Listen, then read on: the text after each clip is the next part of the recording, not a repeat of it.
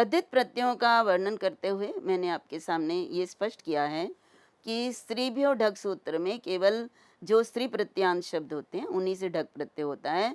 इसका अर्थ है कि जो स्त्री प्रत्यांत नहीं होंगे उनसे ढक प्रत्यय नहीं होगा। तो ये भी देखना आवश्यक है कि उनकी सिद्धि किस प्रकार से होती है।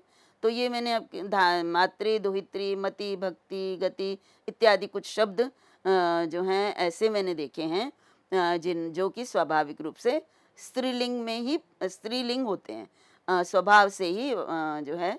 तो इसलिए इनकी सिद्धि फिर किस तरह से होगी। देखिए, तद्धित प्रकरण को करने के लिए अत्यंत अनिवार्य है कि सूत्रों में जो बात कही गई है उसको पूर्ण रूप से हम जानें। अन्यथा जहाँ भी हम स्त्रीलिंग देखेंगे हम ढक प्रत्यय कर दें और वो वास्तव में वो फिर हमारा रूप शुद्ध नहीं बन पाएगा। तो यहाँ पे देखिए, मातृ शब्द क्योंकि स्वाभाविक रूप से स्त्रीलिंग है, तो इसलिए जब हम मातुः अपत्यम, माता की संतान को कहेंगे तो मातुः अपत्यम, तो यहाँ मातृ शब्द से ngस प्रत्यय लगने के बाद अपत्य अर्थ में हम कौन सा प्रत्यय करेंगे। तो अब पूर्व में हमने सूत्र किए हैं, आगे भी करेंगे, तो हमें ये देखना पड़ेगा कि मातृ शब्द किस में आता है। तो हम एक सूत्र कर चुके हैं, अनिश्यानंतर्ये विदादिभ्यो अयं, ये पूर्व में सूत्र किया था। और ये जो मातृ शब्द है ये विद आदि गण में पढ़ा गया है और उसमें और ऋषि अर्थ में प्रयुक्त नहीं है, इसलिए इससे अपत्य अर्थ में अय प्रत्यय होगा। ये जो सिद्धि है ये इस सूत्र से होगी, ना कि स्त्रीभ्यो ढक सूत्र से होगी। तो इसके लिए हमें ये भी ध्यान में रखना है कि ये सूत्र, ये जो शब्द है ये किस गण में आ रहा है। जिस गण में आ रहा है उस गण के लिए जो प्रत्यय कहा गया है उसके अनुसार ही हमें प्रत्यय करना है। और हम ये जानते हैं कि मातृ शब्द विद आदि गण में पढ़ा गया है और विद आदि गण में अपत्य अर्थ में यहाँ पे अय प्रत्यय का विधान किया गया है, इसलिए यहाँ पर हम अय प्रत्यय लगा देंगे। तो मातृ शब्द से ढक का प्रयोग ना होकर अय प्रत्यय का प्रयोग हुआ। क्यों हुआ ये आपके सामने मैंने स्पष्ट किया। और फिर मातृ रीकार इको यणची सूत्र द्वारा री के स्थान पर र हो जाएगा और फिर मात्र ये शब्द बनेगा। तो मात्रा होता है जो माता की संतान हो। और मैंने आपके सामने एक सूत्र पूर्व में भी पढ़ा, यदि इसके मातृ शब्द से पूर्व कोई संख्यावाचक शब्द हो जाता है, सम पूर्व में हो जाता है या भद्र पूर्व में हो जाता है तो फिर प्रत्यय जो है वो अलग हो गया, तब फिर अण प्रत्यय और मातृ के रिकार को ऊ भी हो जाता है। लेकिन अगर शुद्ध मातृ शब्द है तो विद आदि गण में पठित होने के कारण इससे प्रस्तुत सूत्र से अय प्रत्यय होगा। इसी प्रकार से देखिए, भक्ति शब्द है, भक्ति भी इकारंत शब्द है। तो भक्ति की संतान, तो यदि हम भक्ति की संतान इस अर्थ में प्रयुक्त करते हैं तो भक्ति इस इकारंत शब्द से ngस प्रत्यय करने के बाद अपत्य इस अर्थ में समास नहीं तद्धित प्रत्यय करेंगे और यहाँ पे ढक प्रत्यय लगता है। अब यहाँ पे प्रश्न उठता है कि स्त्रीभ्यो ढक सूत्र से भी तो ढक प्रत्यय प्राप्त होता था, लेकिन नहीं होता। जो वर्तमान सूत्र है स्त्रीभ्यो ढक, उससे तो ढक प्रत्यय हो नहीं सकता। तो फिर ढक प्रत्यय किससे होगा। तो हमारे पास सूत्र है इतश्चानीय। ये सूत्र पूर्व में हम कर चुके हैं कि जो शब्द इकारांत होते हैं, इतश्च जो इकारांत शब्द होते हैं और ईय प्रत्यय लगकर नहीं बने होते, ये भी ध्यान रखना है।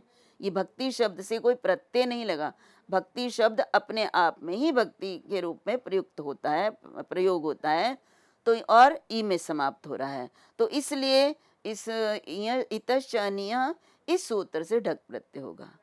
तो देखिए, भक्ति से भी ढक प्रत्यय होता है और स्त्रीलिंग जो है मैंने अभी आपके सामने व्यनता वैनतेय में भी बताया ढक प्रत्यय होता है। तो दोनों में अंतर क्या है, वो ढक प्रत्यय तो स्त्रीलिंगांत होने के कारण, स्त्री प्रत्ययांत होने के कारण लगा था, लेकिन जो स्त्री प्रत्ययांत नहीं है उनसे ढक प्रत्यय इनसे कब होता है, यदि वो इकारांत हों और उनसे ईय प्रत्यय लगाकर वो इकारांत ना बने हों। तो यहाँ पर इससे ढक प्रत्यय तो हो जाएगा, रूप वैसा ही बनेगा। भक्ति के अ को आदि वृद्धि भी हो जाएगी किति च से और इकार का लोप भी हो जाएगा और फिर ढ को एय भी हो जाएगा, तो भागतेय रूप निष्पन्न होगा। और यदि हम इस सूत्र को नहीं जानते, इस प्रक्रिया से हमारा परिचय नहीं है, तो हम भागते में सीधा साधा स्त्रीभ्यो ढक सूत्र द्वारा ढक प्रत्यय कर देंगे, जो वास्तव में अशुद्ध बनना माना जाएगा, क्योंकि स्त्रीलिंग प्रत्यय यहाँ पे नहीं लगा हुआ, स्त्री प्रत्यय। इसी प्रकार से देखिए श्री शब्द भी अपने आप में स्त्रीलिंग है, कोई प्रत्यय लगाकर स्त्रीलिंग नहीं बना है। तो श्रियः अपत्यम, श्री की संतान अगर है तो फिर श्रींगस से अपत्य अर्थ में अण प्रत्यय होगा, सामान्य अण। और वो सामान्य अण प्रत्यय जो है प्राग दिव्यतो अण सूत्र द्वारा होगा। ये भी ध्यान रखना है कि अगर किसी शब्द के लिए कोई विशेष सूत्र नहीं दिया गया, किस विशेष सूत्र से ये कार्य होता है, तो सामान्य सूत्र द्वारा हम अण प्रत्यय का प्रयोग करेंगे। तो तस्यापत्यम इस अर्थ में प्राग दिव्यतो अण सूत्र द्वारा यहाँ पर अण प्रत्यय किया जाएगा। और अण प्रत्यय करने के बाद जो हमारी स्थिति होती है, देखिए श्री और अण, जब हम इससे अण प्रत्यय करते हैं तो यहाँ पे श्री के ई को ऐ जो है वृद्धि नहीं होगी। इसका भी कारण हमें जानना है, क्योंकि श्री शब्द धातु जो है, धातु से उत्पन्न होने वाला शब्द है, इसलिए हमारे पास एक सूत्र है अचिष्णु धातु भ्रुवाम युवो इयंग वंगौ।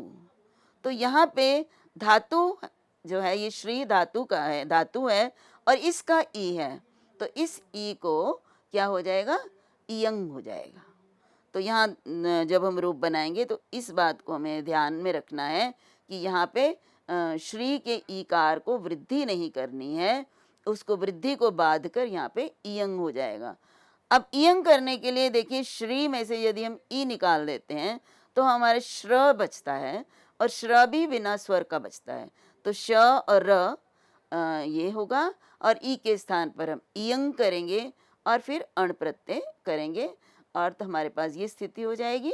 और जब श र में ई मिलाएंगे तो ह्रस्व ई बन जाएगी, तो श्री, और फिर उसके बाद उसमें इयंग होगा श्रीय, इयंग का ईय शेष रहता है, श्रीय, और उसके बाद इसमें अ मिलाएंगे तो श्रीय, और इसके इसी अब श्रिया करने के बाद हम ई के स्थान पर ऐ करके श्रयः ये रूप निष्पन्न होगा। तो इस प्रकार से श्रयः शब्द किस प्रकार से निष्पन्न होता है, इसमें क्या क्या काम आती हैं चीज, जो बातें हमें जानने योग्य हैं, ये इनके बिना ये शब्द निष्पन्न नहीं हो सकता। अब यहाँ पे एक चीज और बताई कि शिव आदि गणे उपस्थिता ये स्त्री प्रत्यांत शब्दा।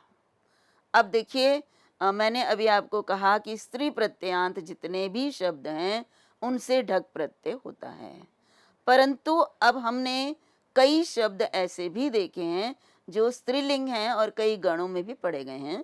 उनमें से एक गण है शिवादि गण। तो शिवादि गण जो है इसमें पढ़े गए शब्दों से अण प्रत्यय होता है, ये हम पूर्व में पढ़ चुके हैं, और वो सूत्र है शिवादिभ्यो अण।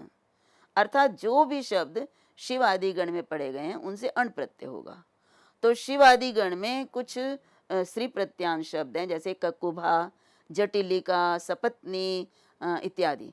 ये वो शब्द हैं जो टाप प्रत्यय लग के और ङी प्रत्यय, ङीश प्रत्यय लगकर बनने वाले हैं। तो ये स्त्री प्रत्यांत शब्द हैं।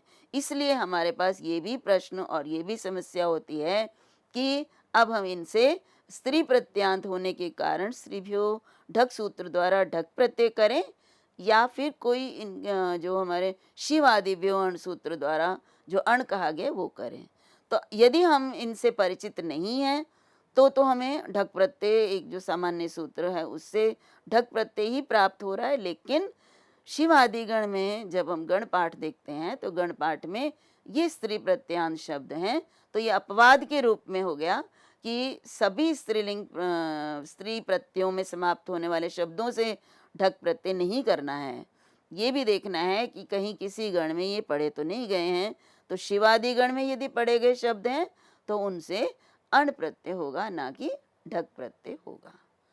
तो इसी तरह से देखिए बाहु आदि गण हैं, जो बाहु आदि गण में भी कुछ स्त्री प्रत्यांत शब्द प्राप्त होते हैं। ये समस्त सूत्र आपके साथ चर्चा हो चुकी है। तो बाहु आदि गण में पड़े हुए शब्द जैसे वृषली, सुमित्रा, चुड़ा, ये जो शब्द हैं ये स्त्री प्रत्यांत शब्द हैं। तो इनके विषय में भी संशय होगा कि भाई इनको स्त्रीभ्यो ढक से ढक प्रत्यय करना है, नहीं, क्योंकि ये बाहु आदि गण में पढ़े गए हैं, इसलिए बाहु आदिभ्यश्च सूत्र जो हमने पूर्व में किया था, उस सूत्र से ढक ना होकर यहाँ ईय प्रत्यय किया जाएगा। और जैसे बाहवी रूप बना था, इसी तरह से जो है वैशली, सौमित्री इत्यादि रूप, चौड़ी, ये रूप बनेंगे, ना कि ढक प्रत्यय लगने के बाद बनने वाले रूप। तो इसी तरह से देखिए शुभ्र आदि गण में भी स्त्री प्रत्यांत शब्द हैं। संभवतः ये जानना इसलिए अनिवार्य है कि सभी स्त्री प्रत्यांतों को हम एक ही तरह से केवल ढक प्रत्यय करके ही निष्पन्न हो किए जाते हैं, ऐसा नहीं समझना चाहिए, क्योंकि भाषा में हम ऐसे शब्द देखते हैं जो स्त्री प्रत्यांत हैं, लेकिन उनसे ढक प्रत्यय ना होकर अन्य प्रत्यय होते हैं। और वो अन्य प्रत्यय क्यों होते हैं, उनके लिए जिज्ञासा अवश्य रूप से रहती है, और उसी जिज्ञासा का समाधान मैं आपके सामने कर रही हूँ कि यहाँ जो है स्त्री प्रत्यांत होने पर भी जो ढक प्रत्यय ना होकर कुछ अन्य प्रत्यय होते हैं। तो इसी तरह से देखिए कुछ शब्द ऐसे होते हैं जो स्त्री प्रत्यांत हैं, लेकिन शुभ्रादि गण में पढ़े गए हैं, जैसे किशोरिका, अंबिका, ये शब्द हैं, ये स्त्री प्रत्यांत हैं, लेकिन ये शुभ्रादि गण में पढ़े गए हैं। इसलिए अपत्य अर्थ में यदि इनका प्रयोग करना है तो शुभ्रादि भी ढक सूत्र से ढक प्रत्यय होगा। तो देखिए ढक प्रत्यय यहाँ भी होगा, लेकिन शुभ्रादि भी ढक सूत्र से ढक प्रत्यय होगा, ना कि स्त्री भी ढक सूत्र से होगा। तो इस प्रकार से जब हम प्रत्यय करते हैं तो रूप तो वैसा ही निष्पन्न होता है, लेकिन उसका सूत्र भिन्न होता है। जब हम सिद्धि करते हैं और सूत्र का प्रयोग करते हैं, तो यदि हम सूत्र जो है अशुद्ध लिखते हैं तो वो जो है हमारा रूप जो है सही नहीं माना जाता। तो इसलिए यहाँ पर हमें ये देखना अनिवार्य है। उसके बाद देखिए हमारे पास एक सूत्र है, ये चा भाव कर्मणोः। अब इस सूत्र में ये सप्तमी विभक्ति में प्रयुक्त किया गया है, और इस सूत्र का यदि हम अर्थ देखें तो यादव तद्धिते परे, ये का अर्थ है कि य से आरंभ होने वाला यदि तद्धित प्रत्यय परे होता है तो अन प्रकृत्या स्यु। अन जो है वो प्रकृत्या मीन्स उनमें कोई परिवर्तन नहीं होता। तो इसमें और दूसरा देखिए सूत्र में एक तो कहा कि यकार आदि प्रत्यय परे होने पर कार्य क्या होता है, तो जो अन होता है किसी शब्द में वो उसमें कोई परिवर्तन नहीं आता।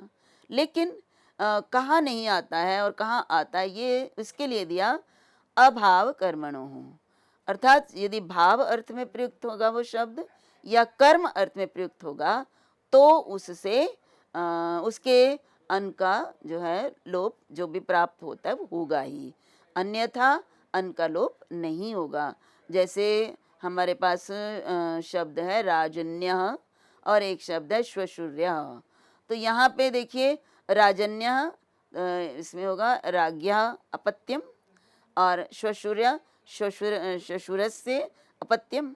तो इस अर्थ में जब इनको प्रयोग करते हैं तो ये भाव अर्थ में नहीं है। राजा की संतान, श्वशुर की संतान, ये एक तरह से जाति अर्थ में हम इसको प्रयुक्त करते हैं। राजा एक जाति है, श्वशुर भी एक जातिवाचक शब्द है, एक सामान्य शब्द है, लेकिन जब तो जातिवाचक होने के कारण इनसे हम प्रस्तुत सूत्र से प्रत्यय जब लगाएंगे, जब हम प्रत्यय करेंगे तो प्रस्तुत सूत्र से यहाँ पर हम इनके जो अन है उसका लोप नहीं करेंगे। वो अभी आपके सामने जब सिद्धि होगी उससे हम इसको जान पाएंगे। तो जैसे इसको जब सूत्र में कहा अभाव कर्मणोः, अर्थात अ मीन्स अभाव या अभाव अर्थ जो है उस अभाव को नहीं ले लेना है, न भाव अर्थात भाव अर्थ ना हो, कर्म अर्थ ना हो, तभी होगा। तो जैसे इसके उदाहरण मैं आपके सामने रखती हूँ। उदाहरण जैसे राज्यो भावः, राज्य।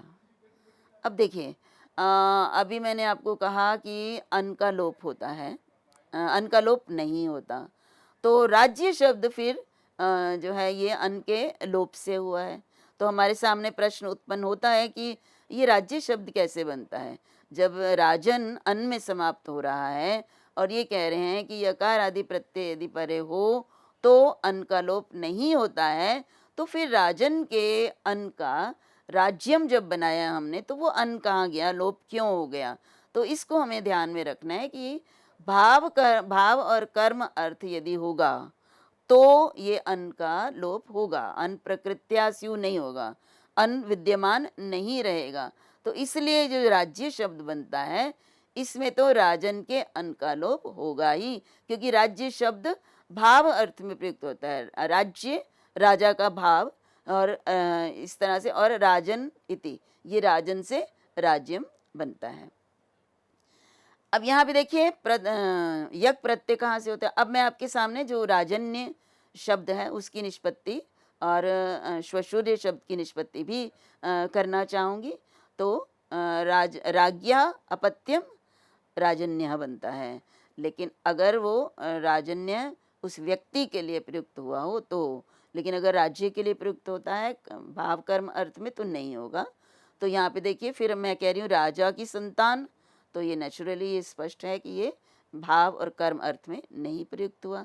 तो राजन से पुरोहित आदिशु, इस सूत्र से ये पुरोहित आदि गण में पढ़ा जाता है, इसलिए यक प्रत्यय यहाँ पर होता है।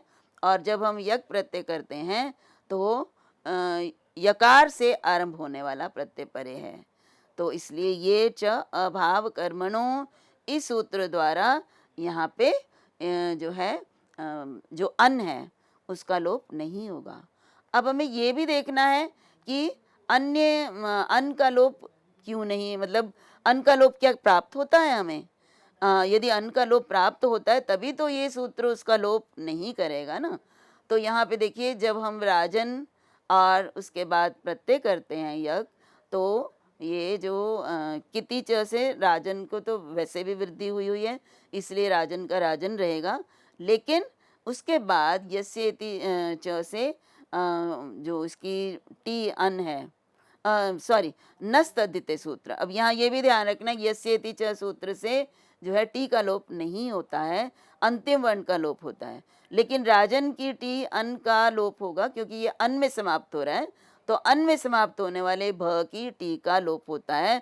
सूत्र है नस्तद्धिते, तो तद्धित प्रत्यय परे होने पर हमारे टी जो है भ की टी अन का लोप होगा, ना कि अंतिम न का। तो ये राजन की टी अन का लोप प्राप्त हो रहा है और उस लोप को रोकना है, क्योंकि ये लोप करके रूप नहीं बनेगा। तो इसीलिए कहा कि य से आरंभ होने वाला प्रत्यय यक परे है, इसलिए यहाँ पे जो अन है उसका लोप नहीं किया जाएगा, और लोप नहीं किया जाएगा तो फिर राजन्य ये रूप ही बनेगा। तो यहाँ पे देखिए हमें ध्यान रखना है कि कहाँ राजन्य बनेगा और कहाँ राज्यम बनेगा। तो इन दोनों में अंतर मैंने अभी आपको बताया है कि राजन्य तो एक व्यक्ति के लिए, एक मतलब जाति के लिए प्रयुक्त हुआ। राजा की संतान जो है जो राजा से उत्पन्न क्षत्रिया की संतान राजन्य कहलाता है, क्षत्रिया स्त्री की संतान। और इसी तरह से श्वशुरया भी इसी प्रकार से एक प्रत्यय लग के बनता है और उसके उर का भी लोप नहीं होता है।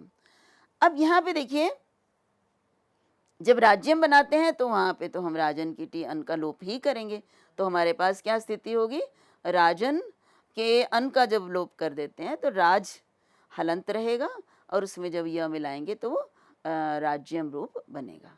तो इस प्रकार से जब राज्यम और राजन्य दोनों में क्या अंतर है, इसको हमें बहुत अधिक ध्यान से देखना है, अन्यथा हम सही रूप निष्पन्न नहीं कर सकते हैं। तो इस प्रकार से अब आगे और भी कुछ सूत्र हैं जिनके विषय में जानना अनिवार्य है, जैसे पत्यंत पुरोहित आदिभ्यो यज्ञ, ये सूत्र पूर्व में प्रयुक्त हुआ है यज्ञ प्रत्यय करने वाला। इसलिए इस सूत्र का अर्थ क्या है कि पत्यंत पति जिसके अंत में हो, वे शब्द जिनके अंत में पति हो, जैसे विद्यापति, इस प्रकार से कई शब्द होते हैं जिनके अंत में पति होता है। तो जो भी शब्द पति में समाप्त होते हैं, अंत में जिनके पति शब्द होता है, और पुरोहित आदिशु, पुरोहित आदि गण में पढ़े गए हैं, उनसे यक प्रत्यय होता है। तो जो पूर्व में आपके सामने मैंने स्पष्ट किया है राजन्य, वो राजन्य की सिद्धि के लिए इस सूत्र द्वारा ही हमने यक प्रत्यय किया है। और मैंने आपको बताया कि यक प्रत्यय क्यों किया है, क्योंकि ये पुरोहित आदि गण में पढ़ा गया है और जातिवाचक ही होना चाहिए। यदि जातिवाचक नहीं है तो क्या होगा? तो जातिवाचक होने के कारण अन सूत्र है आगे कि अन प्रकृत्या स्यात् अणि परे। तो मैंने कहा था ना कि अन जो है यहाँ पे प्रकृत्या अण परे होने पर अन प्रकृति होते हैं अर्थात परिवर्तित नहीं होते हैं, राजनः जैसे रूप बनते हैं। अब यहाँ पे देखिए यहाँ भी आपको ये समझना है कि एक तो हमने राजन्य रूप बनाया है, दूसरा हमने राज्यम रूप बनाया है। उन दोनों में अंतर मैंने आपको स्पष्ट किया, लेकिन राजन्य और राजनः ये दो रूप कैसे बनेंगे? तो राजनः और राजन्य ये रूप बनेंगे जब हम जो है राजन्य से यक प्रत्यय करते हैं, तो हमारा राजन से यक प्रत्यय करते हैं, तब तो यह परे होने के कारण इसका अन का लोप नहीं होगा। लेकिन मैंने अभी आपको बताया है कि य से आरंभ होने वाला प्रत्यय यदि परे नहीं है तो भी इस सूत्र से अन का लोप नहीं प्राप्त होता। पूर्व सूत्र जो मैंने आपके सामने स्पष्ट किया है उसे यदि हम ध्यान से देखें तो उसमें कुछ विशेष बातें हैं जो हमें जाननी है। एक तो हमने ये देखना है कि य से आरंभ होने वाला प्रत्यय परे हो तभी इस सूत्र की प्रवृत्ति होगी। दूसरा ये है कि भाव कर्म अर्थ में नहीं होता है तभी इस सूत्र की प्रवृत्ति होगी।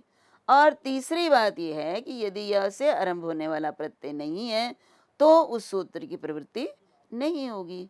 तो जब उस सूत्र की प्रवृत्ति नहीं होगी तो फिर ये जो राजनः शब्द है ये कैसे बना? राजनः शब्द का प्रयोग भी होता है, राजन्य का भी होता है, राजनः का भी होता है। तो राजनः शब्द कैसे बनता है? ये अण प्रत्यय लगाकर बनता है। तो राजन से जब अण प्रत्यय करेंगे तो ये अण प्रत्यय य में आरंभ होने वाला नहीं है, ये तो अ में से आरंभ हो रहा है। तो यहाँ पर तो अण का लोप प्राप्त ही हो रहा है जैसे नस्तद्धिते से, लेकिन उसका भी अपवाद है ये सूत्र अन। और ये जो अन सूत्र है इसके अनुसार जब अण प्रत्यय परे होता है तो अन तब भी अन जो है उसका लोप नहीं करते हैं। तो अण प्रत्यय का प्रयोग करने पर राजन के अन का लोप नहीं होगा। भले ही वो य से आरंभ नहीं हो रहा है, लेकिन प्रस्तुत सूत्र उसके अपवाद के रूप में कहता है कि अण होने पर भी अन जो है वो उसका लोप नहीं होता है। तो इस प्रकार से हम राजनः रूप भी हमारा शुद्ध है, राजन्य रूप भी शुद्ध है। यक प्रत्यय करते हैं तो राजन्य, अन्यथा राजनः ये रूप प्रयुक्त होता है। अब देखिए जो है दूसरा एक हमारे पास सूत्र है क्षत्रात् घः। तो क्षत्र शब्द से ध ये प्रत्यय होता है, तो इससे ये प्रत्यय लगकर और जो रूप बनता है वो रूप बनता है क्षत्रिय। तो क्षत्रिय शब्द कैसे बना? तो क्षत्र शब्द से ध प्रत्यय लगने पर उसके स्थान पर ई होकर क्षत्रिय ये रूप बनता है। और ये रूप कब बनता है? जब ये जातिवाचक अर्थ में प्रयुक्त हो। क्षत्रिय जाति के लिए जब प्रयुक्त होता है तो इससे ये प्रत्यय होता है। अन्यथा यदि जातिवाचक नहीं होता है तो फिर ईय प्रत्यय लगता है। तो ईय प्रत्यय लगकर हमारे पास ईय के य है परे, इसलिए क्ष के अ को आदि वृद्धि भी हो जाती है और क्षात्रिय ये रूप भी बनता है। तो यदि क्षत्रिय जाति के लिए प्रयुक्त नहीं होता प्रयुक्त होता है तो क्षत्रिय बनता है, अन्यथा क्षात्रिय ये रूप हमारे सामने निष्पन्न होता है। और इसी प्रकार से वार्तिक फिर आगे दिया पांडोर ड्यण। पांडु शब्द से ड्यण प्रत्यय लगता है और ड लोप हो जाता है और उसके बाद ण का भी लोप हो जाता है, तो हमारे पास य शेष रहता है। और जो पांडु का उ है उसका भी लोप होकर और पांडु ये शब्द हमारे सामने निष्पन्न होता है। और इसी प्रकार से कुरु नादिभ्य ण्यः और कुरु आदि शब्दों से भी हमारे पास ण्य प्रत्यय होता है। तो कुरु से जब हम ण्य प्रत्यय करते हैं तो हमारे पास क्या बनता है? ण्य का देखिए य ही रहता है और कुरु के ऊ को हम अधिवृद्धि करते हैं तो कौरव, और यह तो कुरु की संतान को हम कौरव्य बोलते हैं, और निषद से हमारा नैषध्य, इसी प्रकार से हमारा रूप बनता है। तो इस प्रकार से ये प्रत्यय मैंने आपके सामने रखे, और कुछ अन्य प्रत्यय भी आपके सामने रखूंगी, वो मैं आपके सामने अगले व्याख्यान में प्रस्तुत करूंगी। आज के लिए इतना ही। कुछ अन्य अपत्यार्थक प्रत्यय जानने के लिए हम अगले व्याख्यान में आपसे मिलेंगे।